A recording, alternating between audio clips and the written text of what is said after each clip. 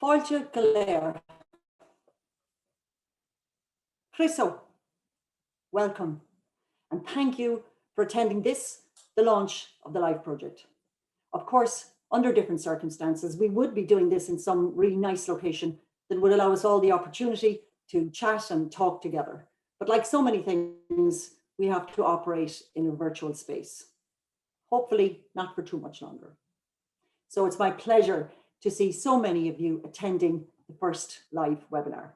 Now, during this webinar, we want to introduce you to the project, to give you an idea what it is all about, and to introduce some of the people involved.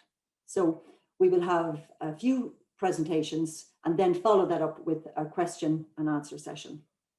So I'm really looking forward to hearing presentations from some of our partners from Ireland and from Wales. There are just a few things I need to tell you first. To notify you that we are recording this session so that we can make it available to people afterwards. But it's only our panelists that can be seen and heard. Also, we would like to get your input and your questions. So if you have any comments, please put them into the chat. All right, we will also put the links to all of our social media channels, etc., down into the chat so you can see them there. Now, if you have any questions that you would like the panel to address afterwards, put them into the Q&A, and you can see both of those functions down at the bottom of your screen. Okay, so the chat for any comments and the Q&A for any questions. All right, now it is my pleasure to introduce the interim president of UCC, Professor John O'Halloran, who has recorded a short welcome message.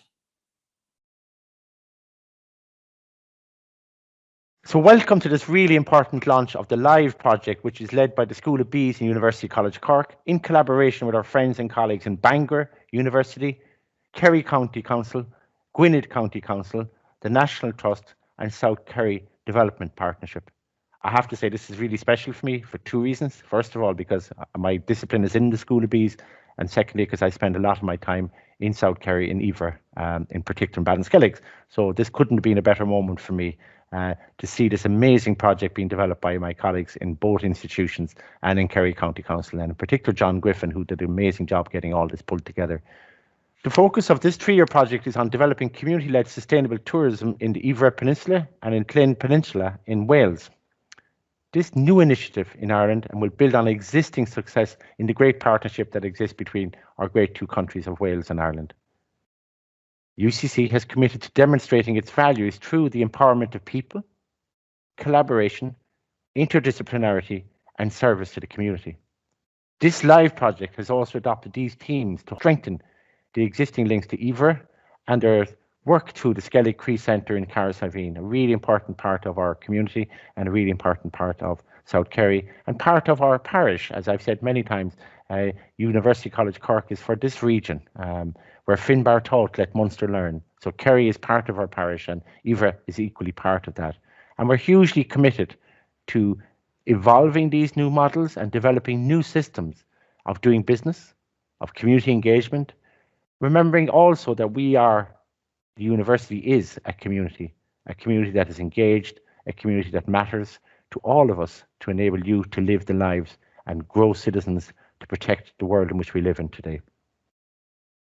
At University College Cork, we're really proud of our Green Campus initiative, the first green flag campus in the world and ranked in the top universities of sustainability globally. We continue to embed the UN Sustainable Development Goals in our curriculum, and we're about to embark on the mapping of our research on the SDG goals as well. So these are a great beacon and a great North Star that we can look at in terms of developing our curriculum and developing our research. And finally, I just want to emphasize that University College Cork is hugely committed to this project. I want to congratulate all of those involved, my own colleagues in the School of Bees, and also the community in Iveragh, and also beyond, because University College Cork believes in what's happening in that part of the world, whether it's John Sheehan doing his archaeological work, whether it's the fantastic work on the shore, whether it's the work on the Skelligs. All of this is critical to our contribution and our learning that we learn from our community in South Kerry. Míle maith agaibh go léir, Cogardicus, and I look forward to seeing all of this happen as I spend my time in South Kerry and Iveragh in the coming weeks and months. Thank you. My name is Pat Meir. I'm head of geology here at UCC, and delighted to chat to you today. I'm one of the co-PIs for the live operation. I suppose one of the things that I've been asked to do here is to give you kind of a very brief outline of the philosophy behind what we're trying to do. And I think it's fair to say that it's tied into ecotourism and to some extent educational tourism. This is kind of the bringing together of environment, conservation, and most importantly, community. This is a really, rapidly growing area in tourism, and we see huge potential for it here, particularly on the Llŷn Peninsula and on the Iveragh Peninsulas. The key to this type of tourism we're talking about, this more sustainable tourism, is knowledge, and particularly knowledge of the environment, the physical environment, the geological environment, and the biological environment. And that's where I suppose the two universities involved, UCC and Bangor University, come into it, because we have knowledge. We have a lot of existing research knowledge, as do the University of Bangor, and we are keen to leverage that knowledge, existing knowledge, and gather new knowledge, to leverage that to create tourism experiences, tourism products that are a lot more sustainable and will have, we would hope, greater benefit to the community. This is very much community driven. It's a case that we would see this coming from the community reaching out to us and allowing us to facilitate the community in terms of ideas for this type of tourism. And that's the kind of the core, ethos of what we're trying to do. And that's this type of tourism, this more sustainable type of tourism, will push us outside the kind of the normal peak periods of tourism as well, and produce something that's a hell of a lot more sustainable and beneficial to communities. We need buy-in from the communities for this to happen, as I said before, and so we're here to facilitate and allow that to happen and develop.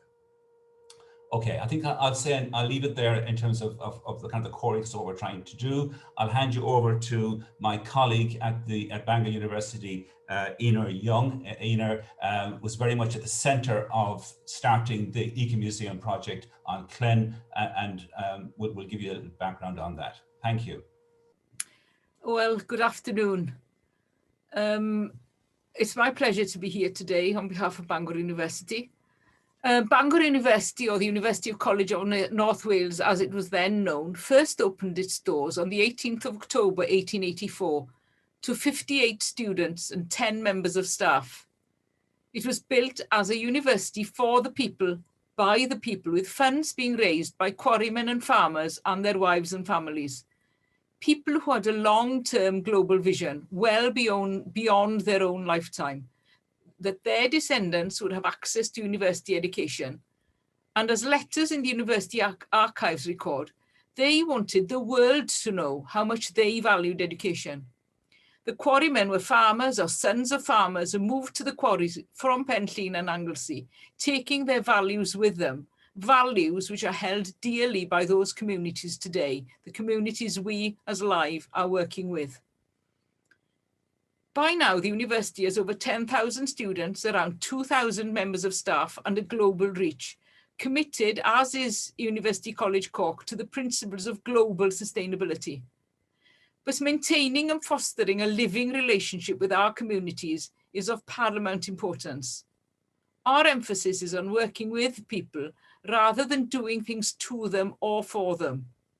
Our aim is to co-develop restorative solutions to issues of interest and concern to the communities for their benefit. Many successful partnerships get going as a result of personal contacts, and Live is no different. In 2014, Arwell approached me with an idea. He'd heard of the Ecomuseum concept and had visited staffing in Skye. He convinced me that this was an ideal model to progress some of the work of the Llŷn Landscape Partnership, which has been in existence for more than a decade and brings together statutory, environmental, economic and social groups to work for the benefit of the area. I was invited to add the university to this mix. The Llŷn way of working is refreshing. The partnership is more than the sum of the individual parts, people in the same boat rowing together in the same direction. They identified that the area is full to capacity in the peak school holiday season, and they wanted to co-develop a year-round offer that would appeal to segments of visitors that could visit during the shoulder and off seasons, creating employment and entrepreneurial opportunities. A partnership was created between 7 heritage sites led by Gwyn from Oriel Plas Llŷn, who will tell his story later, the University Sustainability Lab. By now, our home is in the School of History, Philosophy and Social Sciences.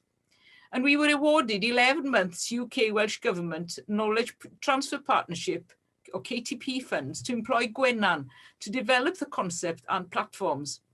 And that, in a nutshell, is how the Llŷn Ecomuseum, the first ecomuseum in Wales, and to our knowledge, the first in the world to be driven by digital technology, was born.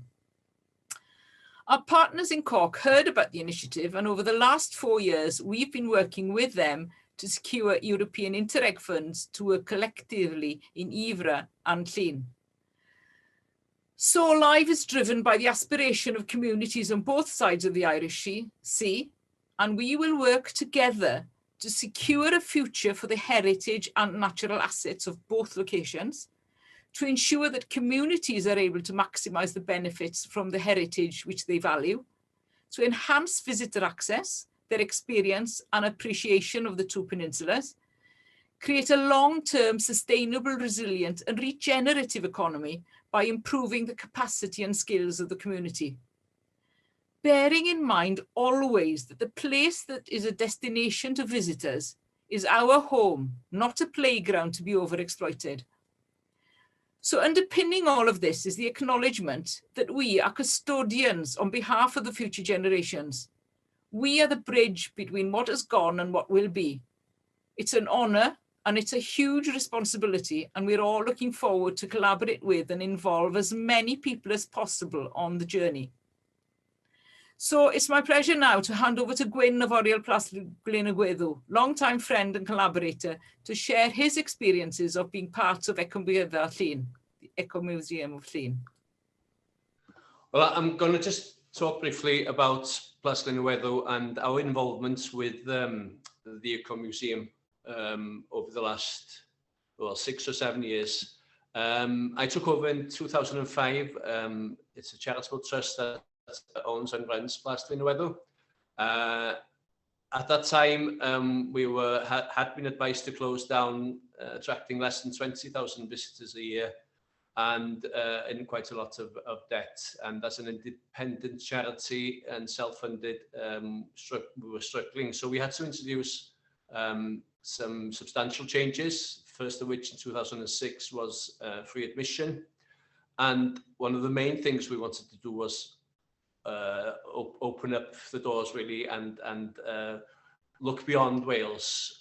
So we became partners in the Celtic Neighbours initiative in 2007 onwards, which is still going today, and have worked closely with Llŷn y Geltach and the Western Isles of Scotland, the Basque Country, Friesland. We've extended outside of the Celtic countries now, and had a lot of really good initiatives. And through that, with Arwell's involvement and help over the years at Plas Llŷn, up in Dale Skye, where Arwell brought back with him the idea of the Ecomuseum, the Ecomuseum, is where we've became involved really, and were honoured to become involved and forging partnerships with other venues on the peninsula. Now, we've been lucky in some respects that initiatives have allowed us to expand over the years. In 2008, we bought the adjacent woodland here, and then in 2009, the Welsh Government was developing the All Wales Coastal Footpath, which runs now through the woodland here. So we got some funding, and through the Llŷn Landscape Partnership as well, got some match funding, crucial match funding, which allowed us to extend the car park and so forth. So by today, we are attracting over 140,000 visitors, are debt-free and are largely self-funded.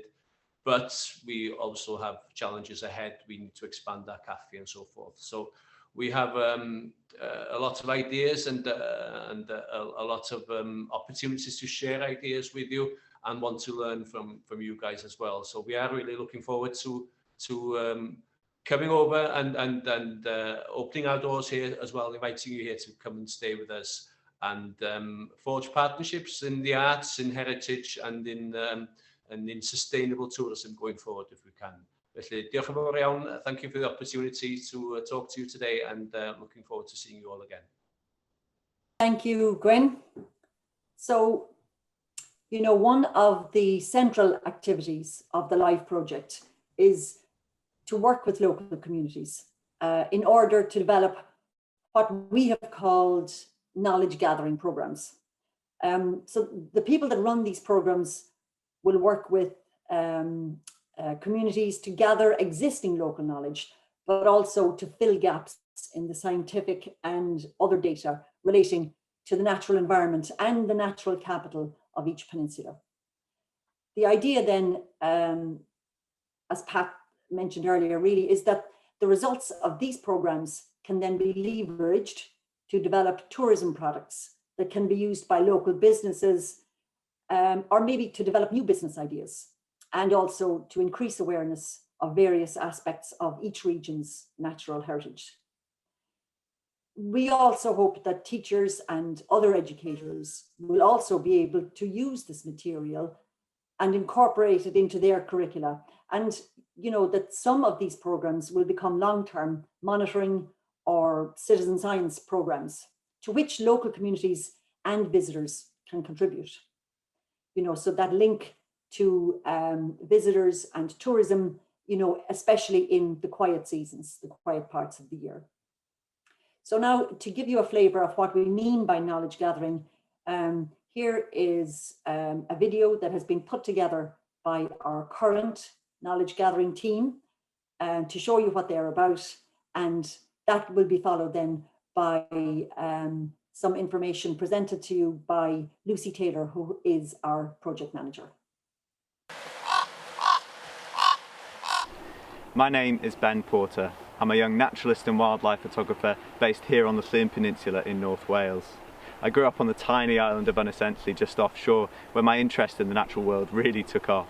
As part of my work on the LIVE project, I'm going to be documenting the amazing wildlife that we have here on Llŷn and looking at ways of engaging visiting people and local people with this amazing natural heritage, looking at models of regenerative tourism that this place can sustain for many years to come. Hello, my name's Anna and I'm a knowledge gatherer for LIVE. As part of the project, I've been focusing on telling the story of the natural history of Llŷn Island, using evidence from the geology and landforms of the area. Llŷn Island has a long history going back over 385 million years.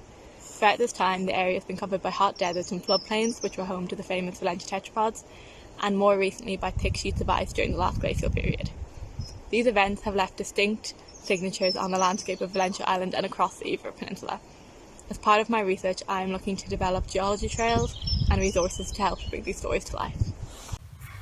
Hi, my name is Fiach. I joined the LIVE operation as a knowledge gatherer back in September 2020. In the past, I've studied zoology and I've been working in the environmental sector since 2018. Most of my work to date has revolved around pollinating insects as well as some different bird species.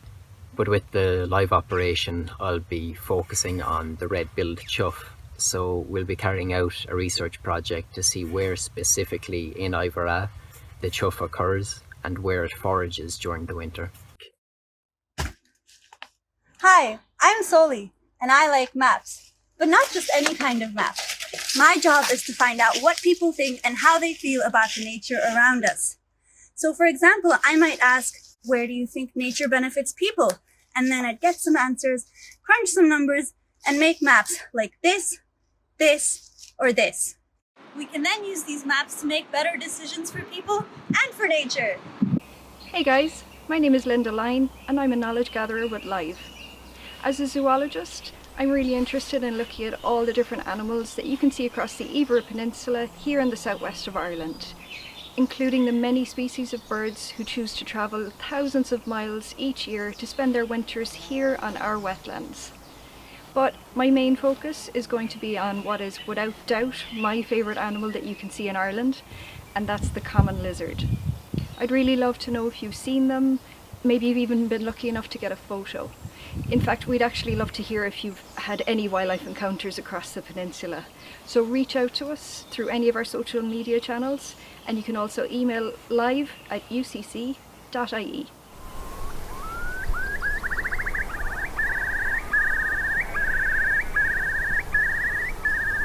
Okay, hi everyone.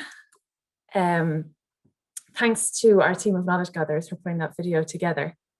It really makes me smile every time I see it. It's lovely. So before we move on to the Q&A section of today and our panelists, I wanted to just give a little bit of focus on what is going to happen in Kerry in particular, but in the project in general over the next few months before we hit what we hope will be a very busy summer season, I guess, in both of these places. So I think, as Fidelma mentioned, our original plans very much involved a lot of meetings and face-to-face chats and traveling between the two places and other actions that seem completely reckless and possibly illegal in the current situation. So like most of life, we've had to put live online, which has definitely had its challenges and has probably slowed down the amount that we've been able to engage with people. But we're positive. And we're hoping to really move forward now that everything is online. So one of the main focuses in the coming months is really going to be to try and increase that amount of engagement and get input from people on both sides of the water into the project to really shape what it is that we do. And as we've just focused on now, the knowledge gathering programs are really central to that in the first few months. So what we'd really like is to hear from people who are interested in collaborating on those or shaping them. I know that a lot of people on the Iveragh Peninsula have already added their voices to an environmental knowledge survey put together by Sally of the lovely maps. And if you haven't had a chance to add to that, we'll put the link into the chat now. And it'll be open until Sunday, so you can still contribute. Some of the feedback that we've had so far is really, really positive. And I can't wait to share the results, well, to get the results from that and then be able to share them. So that'll be one of our first outputs.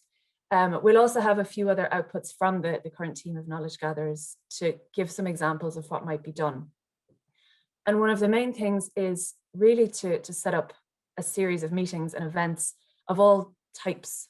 So obviously, this kind of webinar style, but also more interactive workshops and smaller group meetings to focus on really specific topics that are of interest to people in one or both of our focus regions on the Iveragh Peninsula or Llŷn. Obviously, our work in both places builds very much on other initiatives and other things that have happened and are ongoing in both places. Ainear gave a really lovely rundown of that.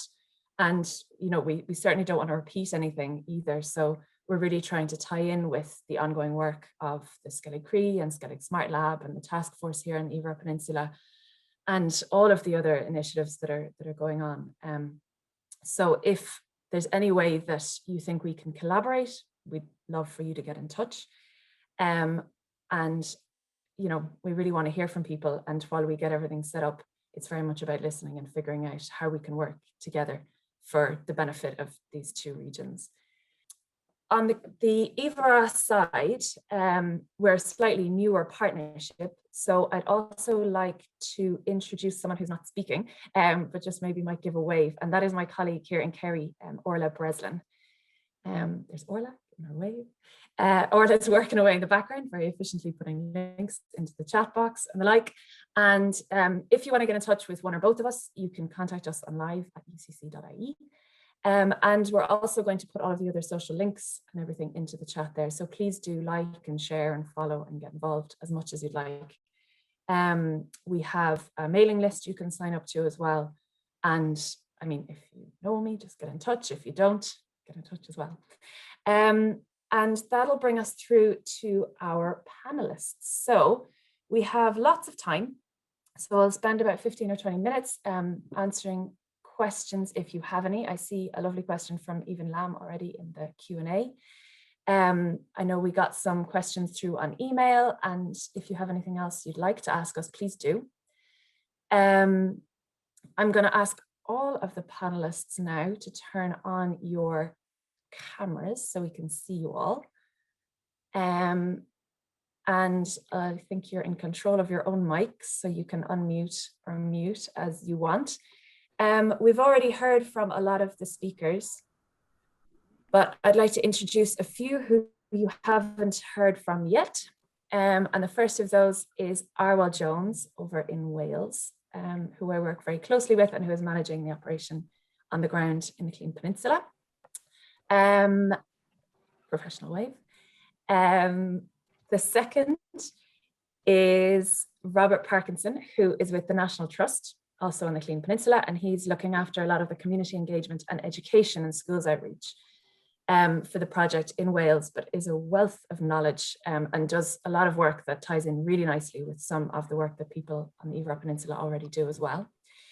Then on our side, we have John Griffin, who is not waving, but is definitely there. And he's from Kerry County Council Tourism Department and was really there from the very beginning of this project, instrumental in getting it set up. And then we also have Sean de Butler from the South Kerry Development Partnership, which is obviously a community organisation which is really active in the area. And Gwenan, who has also been working with Orla in the background, doing all sorts of things and makes everything look very nice. And I think, as Einar mentioned, was managed the whole digital side of the Ecomuseums initiative in Wales. So we have a few questions here.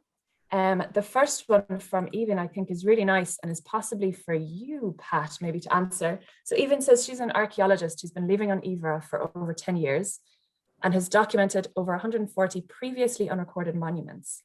Are there any plans to include cultural heritage in your knowledge gathering? She points out really rightly that the geological, biological, and cultural environments are deeply intertwined. It's a nice meaty one.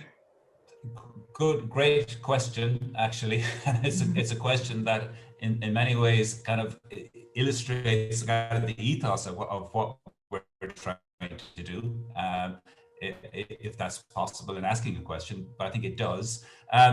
Yes, I mean, we've nothing definite and we're at the very, very early stages. We've only had 4 knowledge gatherers, and knowledge gatherers launched in quite difficult, as you can imagine, challenging conditions.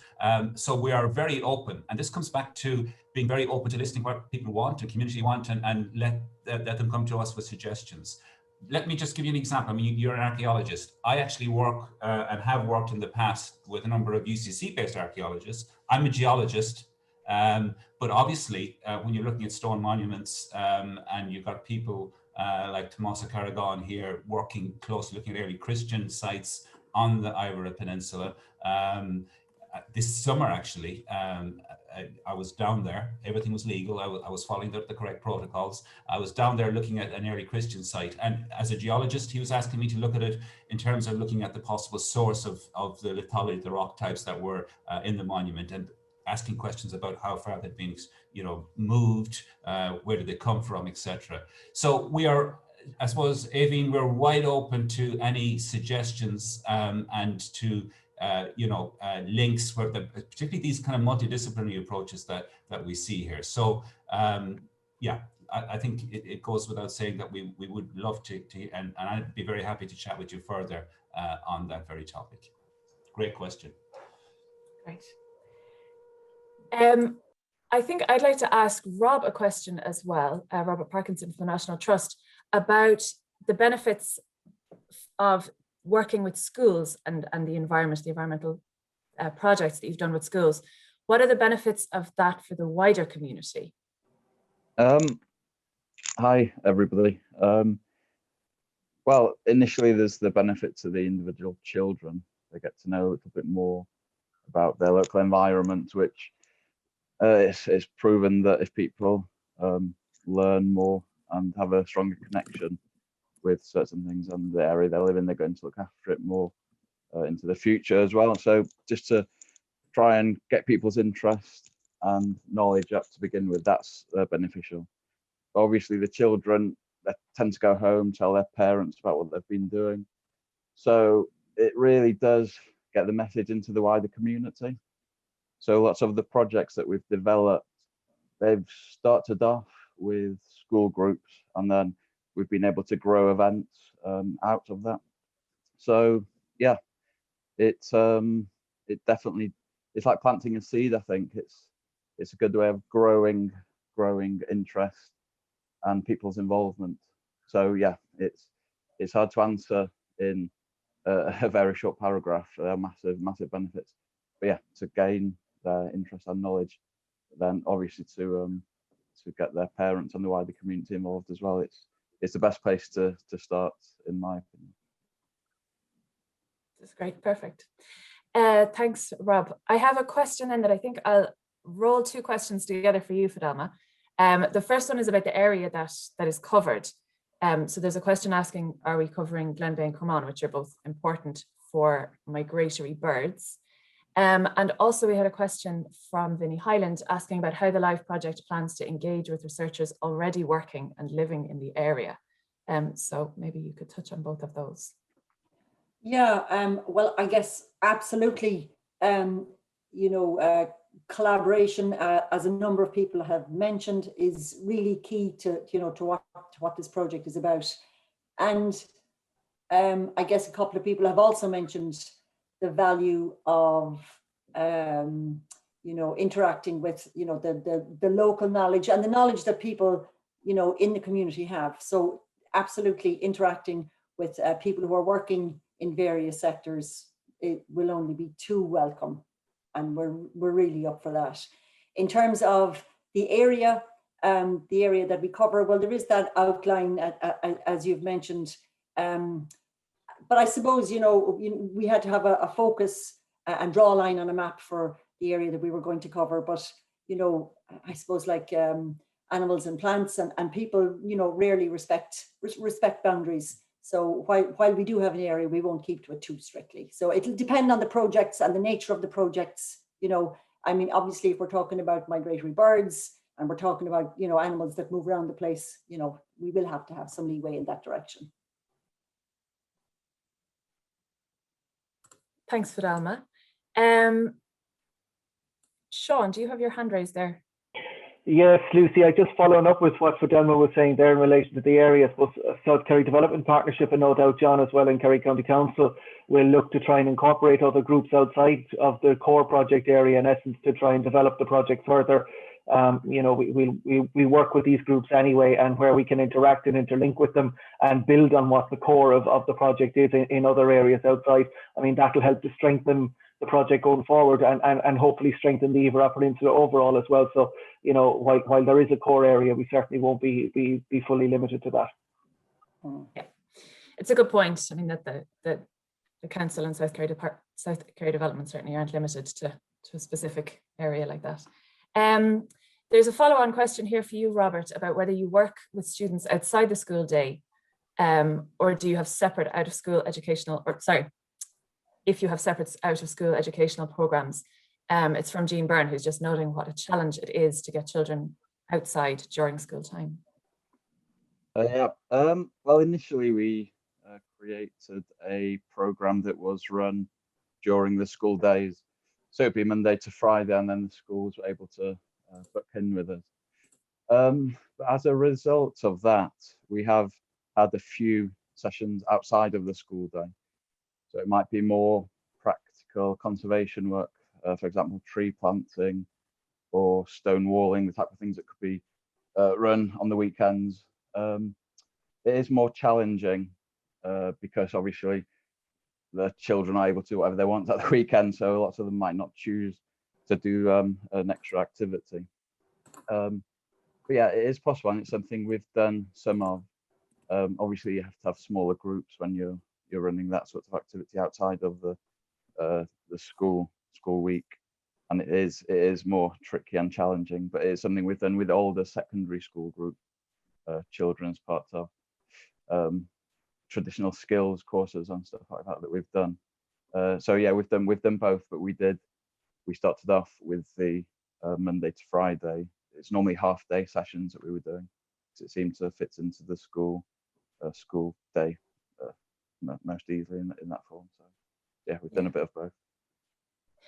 And Jean's asking a follow-up there, whether you run any family programs, but I suppose some of the wall building and things that you're talking about there would qualify as family. Yes, those sorts of things were more linked to events that we were running. So we might have seafood events that we run annually, and that involves school groups coming out to sing sea shanties, but some of the parents were able to help volunteer doing things like rock pooling and seagrass surveys and that sort of things on a small scale. So as I mentioned in the first answer, the things tend to snowball. So once you've got the little bit of momentum and you've built up the initial links with the schools, it tends to grow quite naturally. We ended up doing things that we hadn't planned to do, but things that just arose quite naturally, and the opportunities came up. So yeah, we've had examples of parents who then became volunteers and have helped out with one-off conservation activities.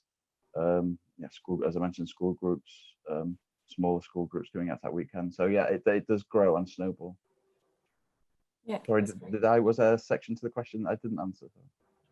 I think you've answered it fine. I think that was good. Yeah. Yeah, that, you know, it just spreads from within the school out as well.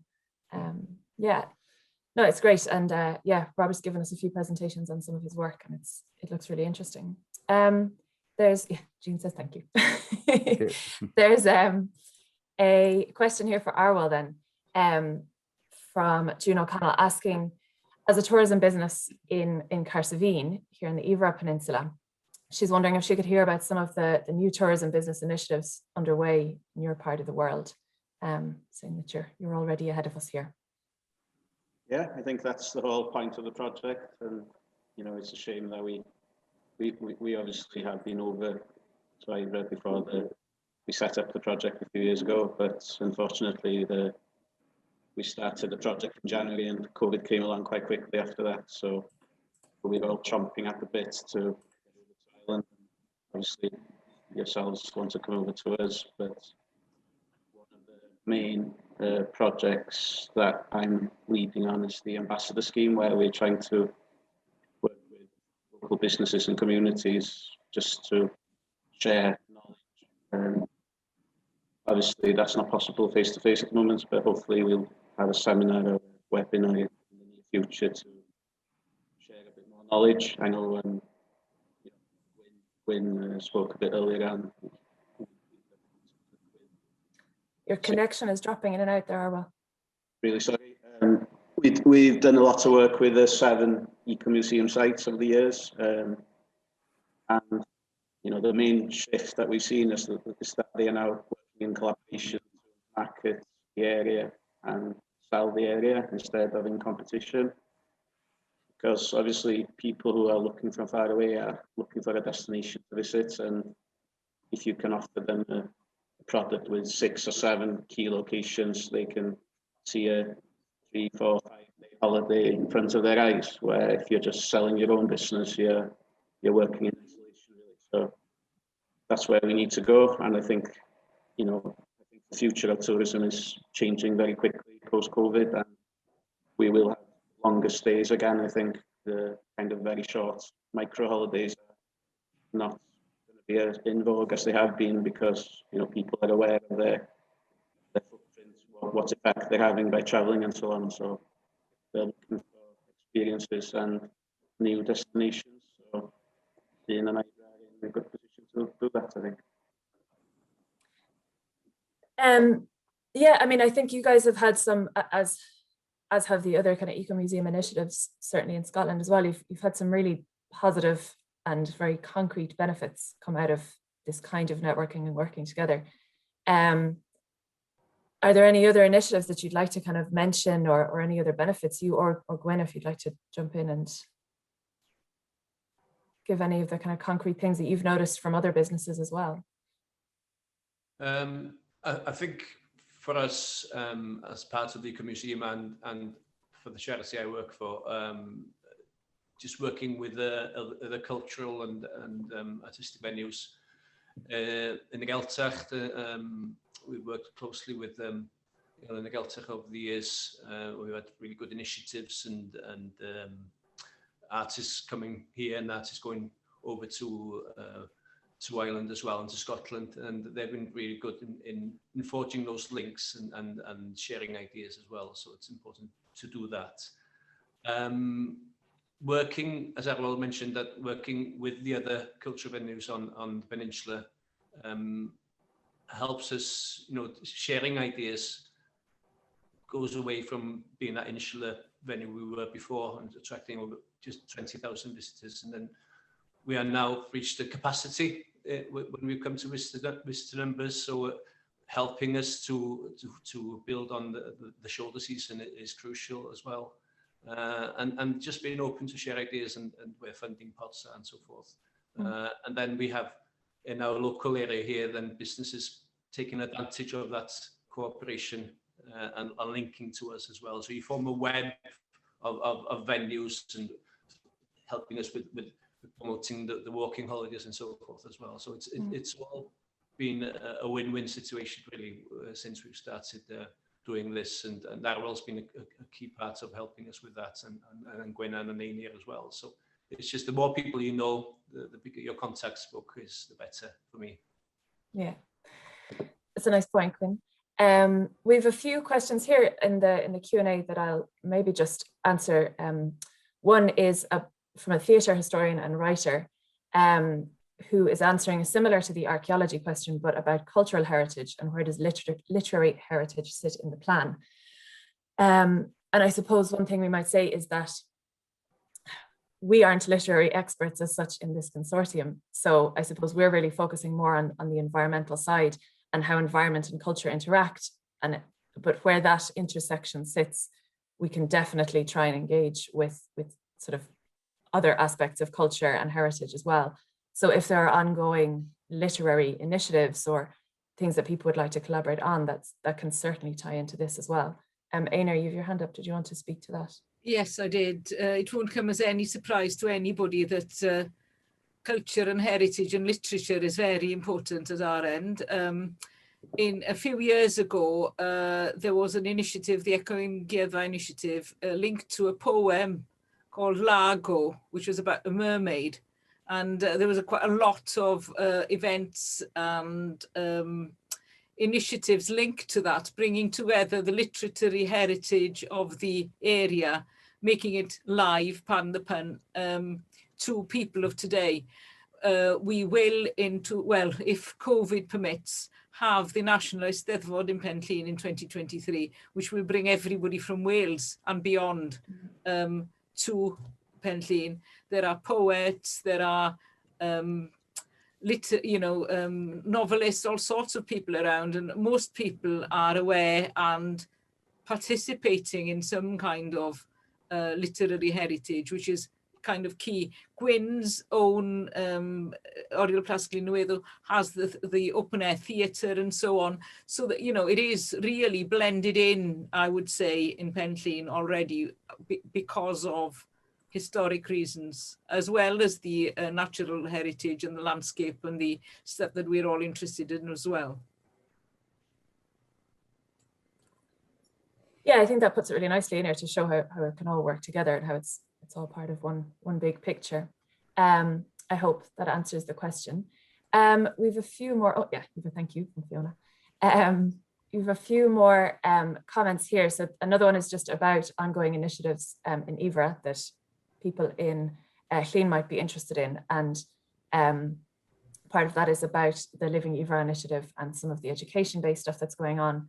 And for sure, one of the things that we'd like to do in the coming weeks and months is to get some of those initiatives talking to each other. So Einar, you want to speak to one of those again? No, sorry, no. My lack of technical awareness made me click the wrong thing. But I'm certainly interested in having an offline chat about that. I won't take up the time now. It was my technical ineptitude that made me click the wrong thing. You've done very well, Einar. I don't think it's too inept. Then I wanted to then maybe switch over to John, who could speak a bit about how this fits into maybe wider tourism initiatives, or across the county and maybe nationally and internationally. And just before I do that, I see a question from Erin Bottomley here about case studies that can be shared on the benefits of establishing eco-museums. And just to say that that's definitely something as well that we want to address in a lot more detail in a further meeting, is the benefits that other people have seen from establishing this kind of initiative. So we'll probably have a follow-on meeting that's very focused on that tourism area. But John, maybe you want to talk a bit more about. Well, Lucy, I think, you know, this LIVE project is a very timely project, especially in times we're in. I mean, up to, we'd say pre-COVID, nature tourism was a niche product, but now it's moved into the mainstream. We can all see that. And I think, you know, our whole brand, the Kerry brand, is Kerry Your Natural Escape. And this, you know, fits very much into that, and especially, you know, Iveragh. And but the challenge now, I think, is engaging with the community. I think the knowledge gatherers are doing fantastic work. We're learning a lot from our Welsh partners, I must say. I mean, Kerry has a very long tradition in tourism, over 250 years, welcoming visitors. But I think this whole natural heritage that we, you know, maybe we haven't been, I mean, okay, we have some great leaders there in Vinnie Hyland and Lucy Hunt, and, you know, we had an earlier work there, Jean Byrne and June were working on the Institute Without Boundaries, and we brought some of the learnings from those initiatives into LIVE, and we've shared them with UCC and our Welsh partners. And SKDP and ourselves want this to reach out into the communities to gather that local knowledge that only local people would have as well. And we really want to, you know, encourage local people to participate and engage with it. I think this is a wonderful opportunity. I mean, with 3 years of intensive study now and engagement on natural heritage. I mean, a lot of work has been done on cultural heritage and on the built heritage, and this will complement it, I think. And something we're very supportive. I mean, we want to roll out an ambassador program. We've done this in other areas, and working closely with Fault Ireland as well. I know Aaron is on the call. I mean, the whole, you know, Skellig Coast Tourism Network, Visitor Experience Development Plan. I mean, there's a lot going on. But this is probably one area that maybe needed that extra focus that the LIVE team are now giving it. Yeah, that's a really important point, is the fact that I know we've alluded a lot to the knowledge that's within universities, but it's not only. So that's a really important point to make, because it's a meeting of local knowledge and more academic knowledge. There's a question here from Sally, who is one of our knowledge gatherers, but she's making a really good point, and I think you've also touched on it there, John, really well, and that is that a theme she's noticed from feedback that she's got to the survey is that many people want to know more about what the legacy of the LIVE project will be. There have been many research projects and initiatives in the area, but people want to know, how is this one different? And I think you can say more on it, John, if you'd like to, but you have given a nice response to that. And maybe before we finish up the question and answer session, I'd kind of throw that open to any of you who might like to talk a little bit more about what you see the vision or the legacy of the project being. We've been fortunate that we've been, you know, open to some other experiences, like, you know, obviously the Llŷn experience, but also the Skye experience. I mean, a lot of these projects start with an investment in capacity building, and then people within the area who are really enthusiastic just need the ongoing support to keep it going, because, you know, you can monetize. I don't like using this word, but, you know, natural heritage, and we're talking about, you know, spreading tourism into the off-peak months, into the, you know, the autumn, spring, into the winter months. And we have the other great asset we have that I know that we're hoping to re-energize again, the whole dark skies element that UCC have been involved with us, and, you know, as well. So I think it's about building capacity now and then charting a future, because we don't want to lose the, you know, the energy and the opportunity. But we have 3 years to plan for it and position ourselves so that there is a future, and I believe a strong future in it, you know.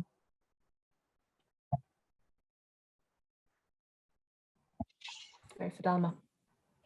Yeah, when you talk about the legacy of the project, I guess one of the central planks to this project really is about incorporating the work of local communities and enabling people to leverage the natural, I suppose what we call the natural capital of the region, you know, to further their businesses. And that in itself, I guess, would be, you know, a good stimulus for continuing on this work.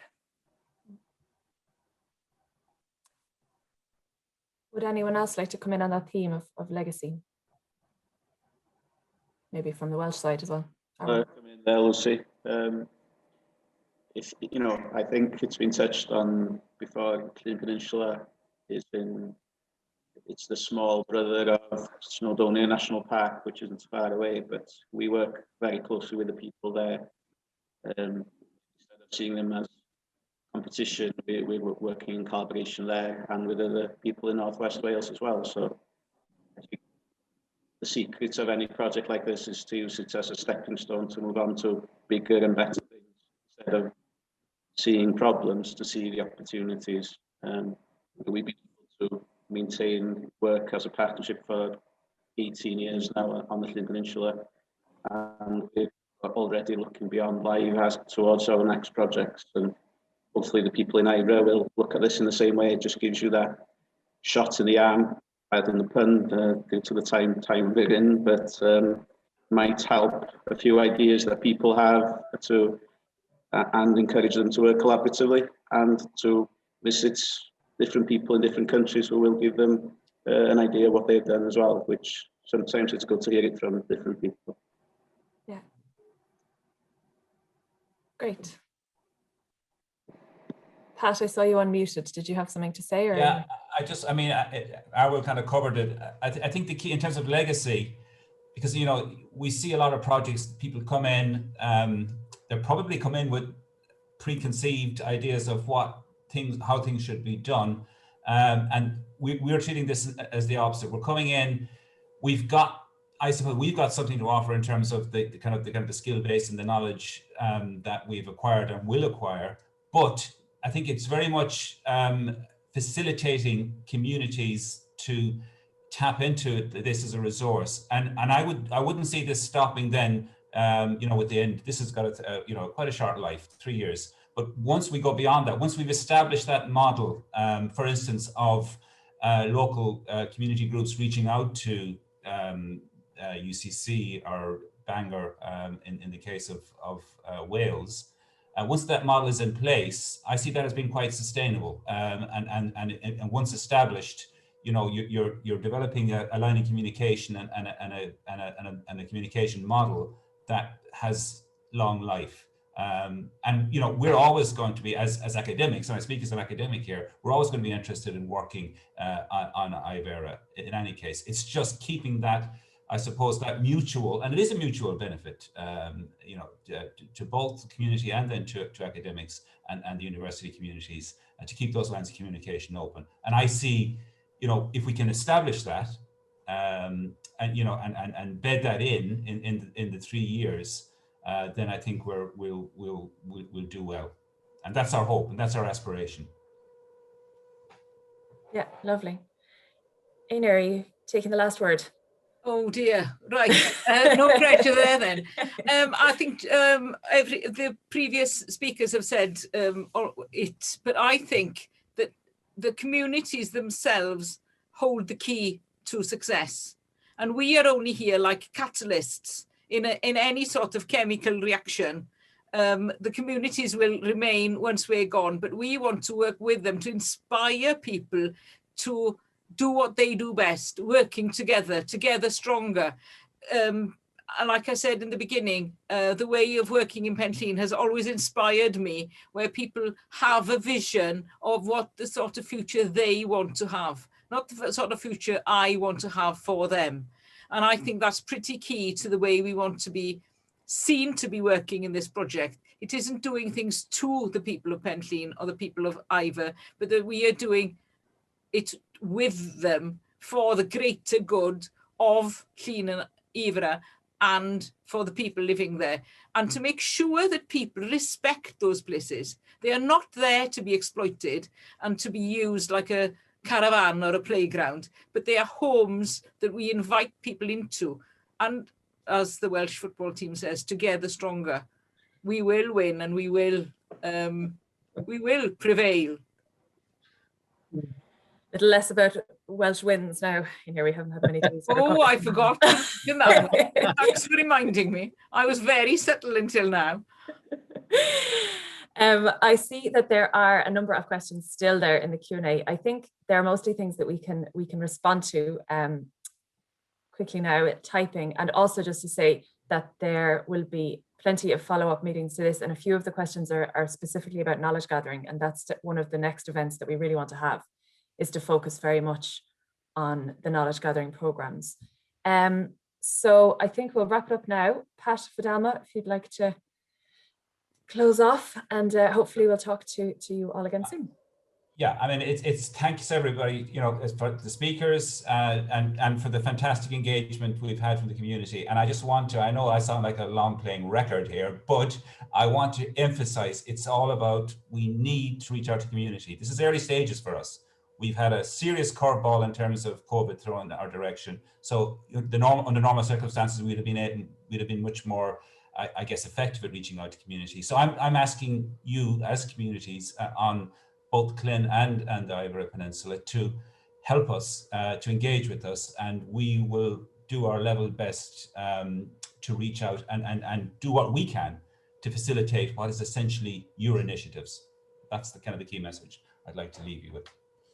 Yeah, and I can only add to that, really, not too much, really, to be honest, but to extend thanks to all of our partners, also to our funders, which is the Interreg, or the EU Interreg program. But yeah, the community engagement is key for us.